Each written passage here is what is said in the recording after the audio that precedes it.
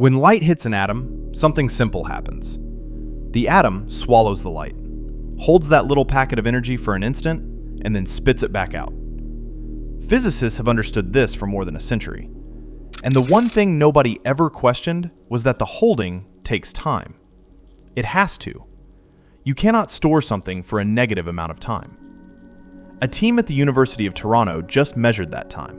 Not once, close to 1 million times, across 70 hours, in a cramped basement lab strung with wires and wrapped in aluminum foil. And when they finally dragged the answer out of the noise, it had a minus sign in front of it. The light spent less than 0 time inside the atoms. That result sat as a preprint for 1.5 years, while the rest of the field argued about whether it could possibly be right. This past April, it cleared peer review and was published in Physical Review Letters, one of the hardest journals in physics to get into. The minus sign survived. Which means we now have to sit with what it actually means. To get there, you have to go back to a problem that has nagged at physicists since the 1990s. When a pulse of light passes through any material, it comes out slightly later than it would have through empty space. That lag has a name. It's called the group delay, and normally it's a positive number. The light dawdles on its way through, but there is a strange regime. When you tune the color of the light to the exact frequency the atoms most want to absorb, where the equations cough up a group delay that is negative.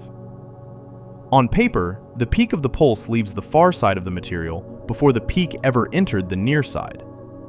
Steinberg, the physicist leading the Toronto group, slammed into this himself back in 1993. In that experiment, photons arrived at the detector before the center of their own pulse had even reached the material.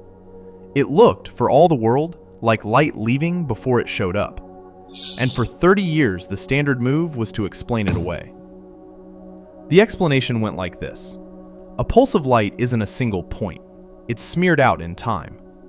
When it meets the atoms, the leading edge tends to slip through, while the rest gets absorbed and scattered.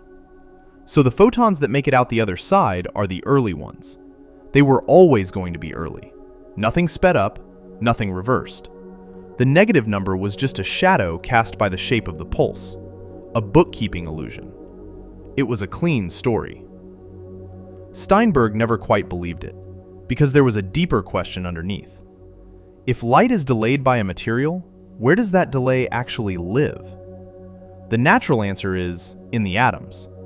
In the stretch of time the light spends absorbed, sitting as energy inside an atom before it gets released.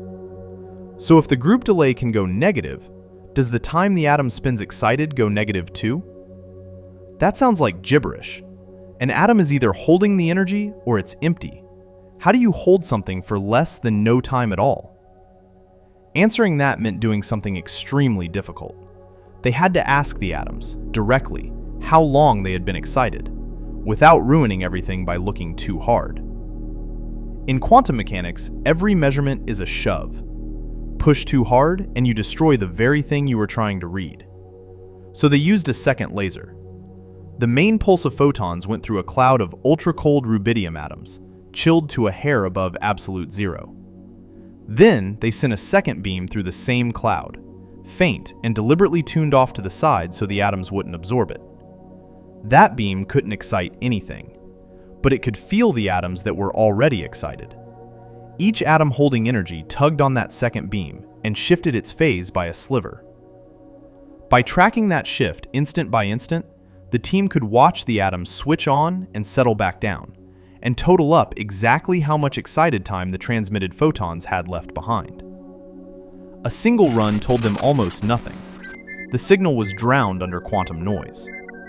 Only by stacking close to 1 million runs across 7 different settings did a clean number finally rise out of the static. And this is the part that slams the escape hatch shut. The old dismissal said the negative number was pure pulse-reshaping, a trick of which photons happen to survive. But this measurement doesn't watch the pulse, it watches the atoms. It asks the matter itself to report its own excitation time. And the atoms came back with a negative number too. For the most sharply tuned pulses, the answer landed at minus 0.82. That's minus 0.82 times the baseline you'd naively expect. A baseline that itself runs somewhere around 10 to 20 nanoseconds. A negative duration, confirmed not by guessing from the light, but by interrogating the atoms the light moved through. And it matched, almost dead on, a prediction made on the theory side by Howard Wiseman in Australia, that the average time the atoms spend excited should equal the group delay of the light, negative and all.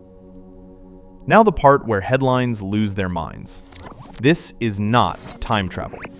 Nothing moved backward through time. No photon outran light itself. No signal arrived before it was sent, which means causality, the rule that causes come before their effects, is fully intact. The people who did this work say so flatly. One of them put it about as plainly as you can. Nobody here is building a time machine. So what is the negative number? It's an average. An average over only the photons that made it through. And quantum averages are slippery in a way ordinary ones are not. They can sit completely outside the range of any single measurement you could ever take. You will never catch one rubidium atom holding energy for -4 nanoseconds. There is no such event. But average over the survivors the right way, and the collective figure drops below 0. It belongs to the same odd family of quantum results, where the group does something no individual member ever does. And the team is still tugging one loose thread. The photons that make it through the cloud are only half the story. Many photons get scattered and never come out at all. The theory says those lost photons are carrying extra positive time with them, enough that if you could add everyone back in, every photon that entered, the grand total would climb back up to 0 or higher. The negative is real, but it looks like it's borrowed. Measuring those scattered photons to prove it hasn't been done yet. That's the next experiment. What's left is something quieter than a time machine, and somehow stranger. For 100 years, how long did the light spend in there felt like a stopwatch question with a stopwatch answer. The Toronto result says that down at the quantum scale, the stopwatch can read less than 0, and the math had been saying so the whole time. We just kept refusing to take the minus sign seriously. The light didn't break a single rule. It simply spent negative time inside an atom. And it turns out the universe was perfectly comfortable with that all along. There are a few books in the description if you want to go deeper into the kind of physics we explore on this channel. And if you want to keep going right now, there are 2 videos on the end screen that connect with the bigger questions we keep coming back to here. Thanks for watching. See you in the next one.